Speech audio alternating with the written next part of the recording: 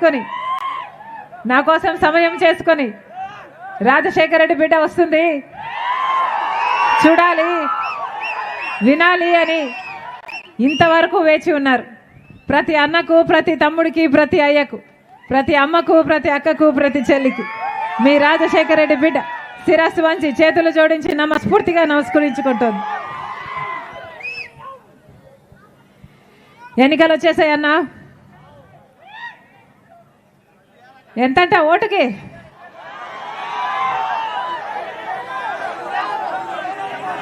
5 3 5.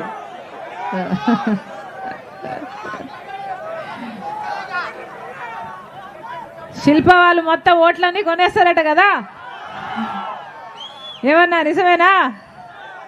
మీ ప్రేమను, మీ అభిమానాన్ని కూడా కొనేస్తారట కదా, నిజమేనా? ఫర్ సేలా? కాదు కదా అన్నా. ఎవరు డబ్బులు ఇచ్చినా తీసుకోండి, మీ డబ్బులే కదా, మీ డబ్బులే కదా, ప్రజల డబ్బులే కదా. ల్యాండ్ మాఫియాలు, శాండ్ మాఫియాలు, వైన్ మాఫియాలు, మైను మాఫియాలు ఎన్ని చేయటం లేదు, మీ డబ్బులే, తీసుకోండి, తప్పులేదు. కానీ ఓటు వేసేటప్పుడు మాత్రం ఒక్కసారి మీ మనస్సాక్షి మాట వినండి. మీ ఆలోచన ఎవరికి చెప్తే వారికి ఓటేయండి. మంచి వాళ్ళకు ఓట్లు వేయకపోతే ఏం జరిగిందో గత 5 సంవత్సరాలుగా చూశారు కదన్నా. ఎవరికి వేశారు ఓట్లు? ఎవరు మీ ఎమ్మెల్యే? శిల్ప వాళ్ళు. ఎవరు ఎమ్మెల్యే? ఒక కుటుంబంలో మొత్తం అందరూ ఎమ్మెల్యేలట కదా. వాళ్ళ కుటుంబంలో మీరు ఓట్లేసింది ఒక్కడికి. కుటుంబం మొత్తం అందరూ ఎమ్మెల్యేలట కదా. మొత్తం అందరూ దౌర్జన్యం చేస్తారట. ఇక్కడ ఏ కాంట్రాక్ట్ అయినా వాళ్ళకేనట, ఏ లేఅవుట్లోనైనా వాళ్ళ పర్మిషనే ఉండాలట, వాళ్ళ కమిషన్లు ఇవ్వాలట, లేకపోతే ఒక్క అడుగు కూడా ఏది పని జరగదట. ఇక అన్నిటికంటే మించి అత్యాచారాలు అన్నా ఇన్న కథలుగా చెప్పుకుంటున్నారు ప్రజలు. ఒక కానిస్టేబుల్ని, సురేందర్ అనే కానిస్టేబుల్ని చంపేశారట కదా, నిజమేనా? సురేందర్ అనే కానిస్టేబుల్ని చంపేశారు. ఎవరు పట్టించుకున్నారు? న్యాయం జరిగిందా? ఒక కానిస్టేబుల్ని చంపేస్తేనే న్యాయం జరగలేదు అంటే ఇక సామాన్యునికి ఏమి న్యాయం జరుగుతుందన్నా? కానిస్టేబుల్ని చంపింది ఎవరు? శిల్ప వాళ్ళ అనుచరులు. ఆఖరికి వీళ్ళు మీ ఎమ్మెల్యే జైలుకు కూడా వెళ్ళాడట కదా చూడ్డానికి, చంపిన వాళ్ళని. ఇక వాళ్ళే చంపారంటే ఇక సామాన్యులకు న్యాయం ఎక్కడ జరుగుతుంది? ఒక ముస్లిం కుటుంబం మొత్తం వీళ్ళ అరాచకాలు తట్టుకోలేక ఆత్మహత్య చేసుకుందట. ఒకటా రెండా చెప్పుకుంటూ పోతే ఎన్నో. మళ్ళీ ఇన్ని అరాచకాలు చేసినా, ఇన్ని దౌర్జన్యాలు చేసినా, ఇన్ని హత్యలు చేసినా, మైనర్ బాలికల రేప్ కేసులున్నా, ఇంత అరాచకం జరుగుతున్నా ఒక్క ఎంక్వైరీ అయినా వీళ్ళ మీద పడిందా? పడలేదు. ఎందుకంటే అధికారంలో ఉన్నారు కాబట్టి. ఏ అధికారం అన్నా? మీరిచ్చిన అధికారం. మీరు ఓట్లేస్తే గెలిచారు. మీరిచ్చిన అధికారంతో వాళ్ళు అనుభవించడం సరిపోలేదు. అరాచకాలు, హత్యలు ఇవన్నీ చేస్తున్నా మళ్ళా వాళ్ళకే సీట్ ఇచ్చాడు జగన్మోహన్ రెడ్డి గారు. ఇంకేమనాలి? యథేచ్ఛగా రాష్ట్రంలో ఎక్కడ పడితే అక్కడ అరాచకాలు చేసుకోండి, హత్యలు చేసుకోండి. ఆఖరికి సొంత చిన్నాన్న విషయంలో కూడా హత్య జరిగితే మళ్ళీ అదే అవినాష్ రెడ్డి గారికి అక్యూజ్డ్గా సిబిఐ చెప్తుంది అక్యూజ్డ్ అని. మళ్ళీ అదే అవినాష్ రెడ్డికి సీట్ ఇచ్చారు అంటే ఇక హత్య రాజకీయాలు, రౌడీ రాజకీయాలు, ఇది మాఫియా రాజకీయాలు, గూండా రాజకీయాలు కాకపోతే ఇక ఏమిటి? ఇందుకేనా అధికారం ఇచ్చింది? ఇందుకేనా అన్నా జగన్మోహన్ రెడ్డి గారికి అధికారం ఇచ్చింది? ఎందుకు చేశారు ముఖ్యమంత్రిగా? ఇక్కడే ఉంది. ఏం నది?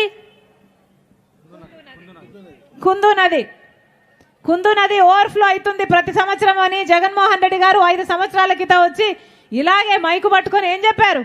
ఆ నది విస్తీర్ణం చేస్తాము, అది ఉప్పొంగకుండా చూసుకుంటాము, నంద్యాలలోకి రాకుండా నష్టం జరగకుండా చూసుకుంటాము అని జగన్మోహన్ రెడ్డి గారు చెప్పారా? మీరు నమ్మారా? మీరు ఓట్లేసారా? అయిందా అన్న? మరి ఎందుకు వేయాలన్నా వీళ్ళకు ఓట్లు? మొత్తం ఔటర్ రింగ్ రోడ్ కడతానన్నాడు కదా జగన్మోహన్ రెడ్డి గారు, కట్టారా అన్న? మరి ఎందుకు వేయాలన్నా వీళ్ళకు ఓట్లు? ఎన్ని మాటలు చెప్పారు, ఎన్ని కథలుగా చెప్పారు. రాజశేఖర్ రెడ్డి గారు ఎంత అభివృద్ధి చేశారు. రాజశేఖర్ రెడ్డి గారు వదిలి వెళ్ళేసిన ప్రాజెక్టులను కూడా కొడుకు జగన్మోహన్ రెడ్డి గారే పూర్తి చేయలేదు అంటే ఇంకా ఏమనాలి? వీళ్ళ రాజశేఖర్ రెడ్డి గారి ఆశయాలను నిలబెట్టేది, బిడ్డల ఉద్యోగాల విషయం అయితేనేమి, చదువు విషయం అయితేనేమి రాజశేఖర్ రెడ్డి గారు ఎంత అద్భుతంగా చూసుకున్నారు. ఫీజు రీయింబర్స్మెంట్ అయితేనేమి, జాబ్ క్యాలెండర్లు అయితేనేమి. జగన్మోహన్ రెడ్డి గారు ఏం చెప్పారు? ఇలాగే మైకు పట్టుకొని 5 సంవత్సరాల క్రితం సంక్రాంతి వచ్చినప్పుడల్లా జాబ్ క్యాలెండర్ వస్తుందని చెప్పాడా లేదా? సంక్రాంతి ప్రతి సంవత్సరం వస్తుంది, ప్రతి జనవరిలో జాబ్ క్యాలెండర్ కూడా వస్తుంది అన్నాడే జగన్మోహన్ రెడ్డి గారు. మరి 5 సంవత్సరాలు అయింది, 5 సంక్రాంతులు అయిపోయాయి. ఎన్ని క్యాలెండర్లు వచ్చాయి? ఒకటైనా వచ్చిందా? ఒక్క జాబ్ క్యాలెండర్ అయినా వచ్చిందా? ఇలాగే మైకు పట్టుకొని 5 సంవత్సరాల కింద జగన్మోహన్ రెడ్డి గారు చెప్పిన మాట 2,30,000 ఉద్యోగాలు ఖాళీగా ఉన్నాయి ప్రభుత్వ శాఖల్లో, అవన్నీ భర్తీ చేస్తానన్నాడు జగన్మోహన్ రెడ్డి గారు. ఈ రోజుకి 5 సంవత్సరాలు అయిపోయింది. ఎన్ని భర్తీ చేశారు? మళ్ళీ అదే 2,25,000 ఉద్యోగాలు ఈ రోజు వరకు కూడా ఖాళీగా ఉన్నాయి. మరి 5 సంవత్సరాల అధికారం ఇస్తే ఏం చేశారు? గుడ్డి గుర్రాలకు పళ్ళు తోమారా? గాడిదలు కాశారా? ఏం చేశారు? ఒక్క ఉద్యోగం కూడా ఇవ్వలేదు. 23,000 టీచర్ ఉద్యోగాలు ఖాళీగా ఉన్నాయని ఇలాగే మైకు పట్టుకొని చెప్పాడు జగన్మోహన్ రెడ్డి గారు 5 సంవత్సరాల క్రితం. ఆ రోజు చంద్రబాబు గారు 7,000కు నోటిఫికేషన్లు ఇస్తుంటే సిగ్గులేదా చంద్రబాబు? 23,000 ఉద్యోగాలు ఖాళీగా ఉంటే 7,000కే నోటిఫికేషన్లు ఇస్తున్నామని అడిగాడు జగన్మోహన్ రెడ్డి గారు. మరి ఈ రోజు అదే మళ్ళీ 23,000 ఉద్యోగాలు 5 ఏళ్ల తర్వాత కూడా ఖాళీగా ఉన్నాయి. మరి జగన్మోహన్ రెడ్డి గారు మెగా డిఎస్సి ఇస్తానని చెప్పిన వాడు 6,000తో ఒక దగా డిఎస్సి ఇచ్చారు. 5 సంవత్సరాల తర్వాత ఇప్పుడు ఎలక్షన్లు వస్తుంటే 2 నెలలు ఉన్నాయనంగా ఇప్పుడు 2 నెలల ముందు నోటిఫికేషన్లు ఇస్తే ఆ పరీక్షలు ఎప్పుడు జరగాలి? ఆ బిడ్డలకు ఉద్యోగాలు ఎప్పుడు రావాలి? ఇదేమన్నా అయ్యేదా సచ్చేదా?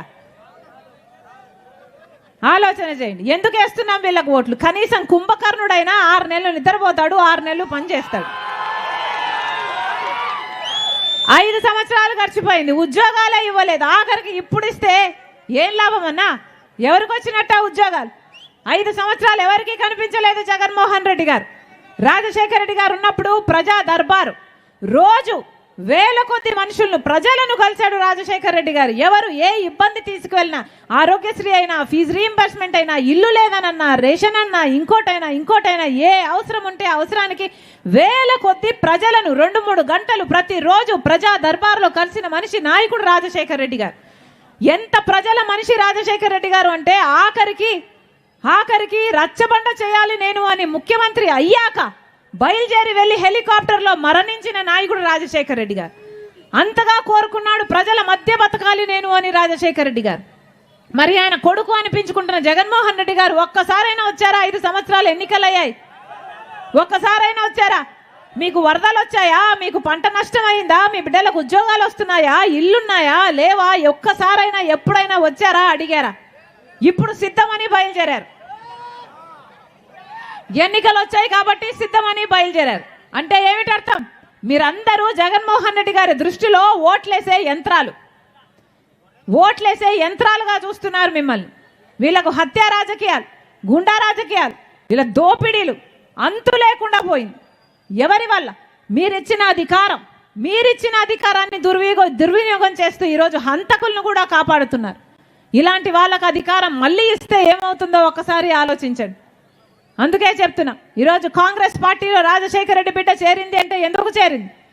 పదవులు అనుభవించడానికి కాదు, ముఖ్యమంత్రి అయిపోవడానికి, అంతకంటే కాదు. ఈరోజు రాజశేఖర రెడ్డి బిడ్డ కాంగ్రెస్ పార్టీలో చేరింది అంటే దానికి కారణం ఒకవైపు చంద్రబాబు గారు, ఒకవైపు జగన్మోహన్ రెడ్డి గారు, వీళ్ళిద్దరూ బీజేపీ పార్టీతో కుమ్మక్కయి అదే బీజేపీ పార్టీ అయితే మన రాష్ట్రానికి ఇంత అన్యాయం చేస్తుందో, ప్రత్యేక హోదా ఇవ్వకుండా, పోలవరం ఇవ్వకుండా, రాజధాని ఇవ్వకుండా, మనకు ఉన్న అన్ని హక్కుల్ని కాలు రాస్తుందో అదే బీజేపీ పార్టీతో వీళ్ళిద్దరూ గులాంగిరి చేస్తున్నారు. చంద్రబాబు గారేమో మోడీతో పొత్తు పెట్టుకున్నాడు, జగన్మోహన్ రెడ్డి గారు మోడీకి తొత్తయ్యారు. ఇద్దరికి బీజేపీ పార్టీ కావాలట. మన రాష్ట్రంలో ఇది ఒక ట్రయాంగిల్ లవ్ స్టోరీ లాగా తయారైంది. ఆలోచన చేయండి. రాజశేఖర రెడ్డి గారు ఎప్పుడైనా బీజేపీ పార్టీకి సపోర్ట్ చేశారా అన్న? ఒక్కసారైనా సపోర్ట్ చేశారా? గోద్రా విషయంలో బీజేపీని కడిగి పాడేశాడు రాజశేఖర రెడ్డి గారు. మరి జగన్మోహన్ రెడ్డి గారు మణిపూర్లో అంత ఘోరం జరిగితే, క్రైస్తవుల మీద ఊచకోత జరిగితే కనీసం ఒక మాట అయినా మాట్లాడా బీజేపీకి వ్యతిరేకంగా జగన్మోహన్ రెడ్డి గారు? వీళ్ళ రాజశేఖర రెడ్డి గారి వారసులు, వీళ్ళ రాజశేఖర రెడ్డి గారి ఆశయాలను నిలబెట్టేది. బీజేపీ పార్టీ ఒక మతతత్వ పార్టీ అన్నాడు రాజశేఖర రెడ్డి గారు. బీజేపీ పార్టీకి తెలిసిన రాజకీయం వల్ల మతం పేరుతో చిచ్చు పెట్టాలి, ఆ మంటలో వీళ్ళు చలిగాచుకోవాలి. అదే బీజేపీకి తెలిసిన రాజకీయం. బీజేపీకి తెలిసిన రాజకీయం ఒక మతాన్ని రెచ్చగొట్టాలి, ఇంకో మతాన్ని అవమానించాలి, ఒక మతాన్ని రెచ్చగొట్టాలి. ఇదే బీజేపీకి తెలిసిన రాజకీయం. అందుకే రాజశేఖర రెడ్డి గారు బీజేపీ పార్టీని అంత వ్యతిరేకిస్తే, మరి ఆయన కొడుకు అయ్యుండి జగన్మోహన్ రెడ్డి గారు అదే బీజేపీ పార్టీ కొంగు పట్టుకొని తిరుగుతున్నాడే. ఈరోజు పులి పులి అని చెప్పుకుంటారే, మరి బీజేపీ ముందర ఎందుకు పిల్లయ్యారు అని అడుగుతున్నాం. ఏం చేసింది బీజేపీ పార్టీ? ఏమీ చేయకపోయినా ఇన్నిసార్లు ఆంధ్ర రాష్ట్ర ప్రజలకు వెన్నుపోటు పొడుస్తున్నా అదే బీజేపీ పార్టీని పట్టుకొని తిరుగుతున్నారే. ఒకరికేమో బహిరంగంగానే పోతుంది, జగన్మోహన్ రెడ్డి గారికేమో రహస్యంగా పోతుంది. ఇద్దరు బీజేపీ పార్టీకి బానిసలయ్యారు. రాష్ట్ర ప్రజలను కూడా బానిసలు చేయాలని చూస్తున్నారు. అందుకే రాజశేఖర రెడ్డి బిడ్డ ఈ అన్యాయాన్ని తట్టుకోలేక ఈరోజు కాంగ్రెస్ పార్టీలో చేరింది. ఒక్క కాంగ్రెస్ పార్టీ మాత్రమే ప్రత్యేక హోదా, 10 సంవత్సరాల ప్రత్యేక హోదా తేగలిగిన ఏకైక పార్టీ కాంగ్రెస్ పార్టీ. మీరు ఆశీర్వదించండి, మీరు ఆశీర్వదించండి. 10 సంవత్సరాల ప్రత్యేక హోదా వస్తుంది కాంగ్రెస్ పార్టీ అధికారంలోకి వచ్చిన వెంటనే. మీరు ఆశీర్వదించండి. కాంగ్రెస్ పార్టీ అధికారంలోకి వస్తే ఆంధ్ర రాష్ట్ర ప్రజల ప్రతి హక్కు, మనకు రాజధాని అయితేనేమి, పోలవరం అయితేనేమి, కడపలో స్టీల్ ఫ్యాక్టరీ అయితేనేమి, ప్రతి ఒక్కటి సాధించుకోగలం. ఇదే బీజేపీ పార్టీకి ఓటేస్తే, ఇదే చంద్రబాబుకు ఓటేస్తే, ఇదే జగన్మోహన్ రెడ్డి గారికి ఓటేస్తే మనకు ప్రత్యేక హోదా ఎప్పటికీ రాదు, పోలవరం ఎప్పటికీ కాదు, రాజధాని ఎప్పటికీ కాదు. మళ్ళీ చెప్తున్నా, ఒక్క కాంగ్రెస్ పార్టీ మాత్రమే చిత్తశుద్ధితో పనిచేసే పార్టీ. కాబట్టే ఈరోజు రాజశేఖర రెడ్డి బిడ్డ రాహుల్ గాంధీ గారు చెప్పిన మాట 10 సంవత్సరాల ప్రత్యేక హోదా ఇస్తాం కాంగ్రెస్ పార్టీలో అధికారంలోకి వచ్చిన వెంటనే అంటే ఆ మాటను పట్టుకొని వచ్చింది రాజశేఖర రెడ్డి బిడ్డ. మీరు ఆశీర్వదించండి, మీరు ఆశీర్వదించండి. కాంగ్రెస్ పార్టీ అధికారంలోకి వచ్చినాక ప్రతి రైతుకు 2 లక్షల వరకు రుణమాఫీ చేస్తుంది కాంగ్రెస్ పార్టీ. అక్కలకు అమ్మలకు చెప్తున్నాం, ప్రతి పేదిండ్లు గడవడానికి, ప్రతి పేద ఇల్లు గడవడానికి ఈ మధ్య ఖర్చులన్నీ పెరిగిపోయాయి. గ్యాస్ అయితేనేమి, డీజిల్ అయితేనేమి, ఖర్చు అయితేనేమి, చక్కెర అయితేనేమి, నూనె అయితేనేమి, ఇలా ఆర్టీసీ ధరలు అయితే 6 సార్లు పెంచారు, కరెంటు ఛార్జీలు 7 సార్లు పెంచారు. ఇలా అన్ని పెరిగిపోతుంటే పేదవాళ్ళు బ్రతికే స్థితే లేకుండా పోయింది. అందుకే కాంగ్రెస్ పార్టీ ఆలోచన చేసి ప్రతి పేద కుటుంబానికి సంవత్సరానికి 1,00,000 రూపాయలు, అంటే 5 సంవత్సరాలకు 5 లక్షల రూపాయలు కాంగ్రెస్ పార్టీ ప్రతి పేద కుటుంబానికి, ఆ ఇంటి పెద్ద మహిళకే ఇస్తుంది కాంగ్రెస్ పార్టీ.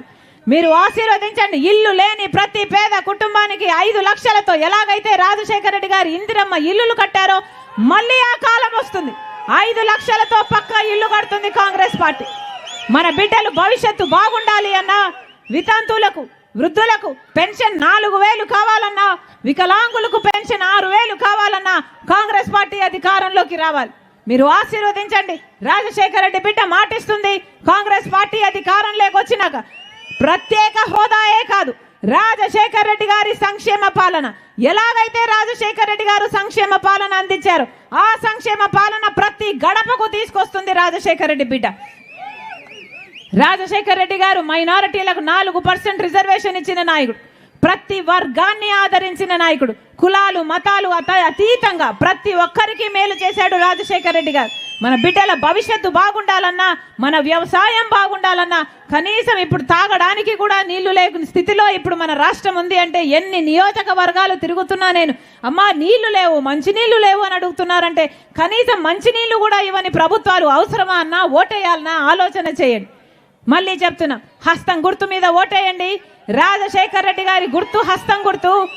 మళ్ళీ రాజశేఖర రెడ్డి గారి సంక్షేమ పాలన తీసుకొస్తుంది రాజశేఖర రెడ్డి బిడ్డ. కాంగ్రెస్ పార్టీ ఎమ్మెల్యే అభ్యర్థి మీ గోకుల్ గోకుల్ కృష్ణారెడ్డి గారు మీ బిడ్డ, మీ తమ్ముడు, మీ అన్న. మీరు ఆశీర్వదించండి. గొప్ప మెజారిటీతో గెలిపించాలని రాజశేఖర రెడ్డి బిడ్డ మనస్ఫూర్తిగా ప్రార్థిస్తుంది. అలాగే మీ ఎంపీ అభ్యర్థి జంగేటి లక్ష్మి, మీ బిడ్డ, మీ అన్న, మీ తమ్ముడు. మీరు ఆశీర్వదించండి. ఇద్దరు అందుబాటులో ఉంటారు, మీకోసం కొట్లాడతారు, మీకోసమే పని చేస్తారు. మనస్ఫూర్తిగా ఆశీర్వదించాలని ప్రతి అన్నను, ప్రతి తమ్ముడిని, ప్రతి అక్కను, ప్రతి చెల్లిని మీ రాజశేఖర రెడ్డి బిడ్డ శిరస్సు వంచి చేతులు జోడించి మనస్ఫూర్తిగా ప్రార్థిస్తుంది. జోహార్ వైఎస్ఆర్, జోహార్ వైఎస్ఆర్, జోహార్ వైఎస్ఆర్. హస్తం గుర్తుకే, హస్తం గుర్తుకే, హస్తం గుర్తుకే. చేయి గుర్తన్నా, చేయి గుర్తు, హస్తం గుర్తు. గుర్తు మర్చిపోకండి అన్న. చేయి లేకపోతే ఏమీ లేదు. అవునా? అవునా? హస్తం గుర్తు, హస్తం గుర్తు అన్న. ఆశీర్వదించండి. హస్తం గుర్తు అమ్మా, హస్తం గుర్తు తల్లి. ఆశీర్వదించండి, ఆశీర్వదించండి అన్న. ఉంటా. థ్యాంక్ యూ అన్న, థ్యాంక్ యూ అమ్మా, ఉంటా.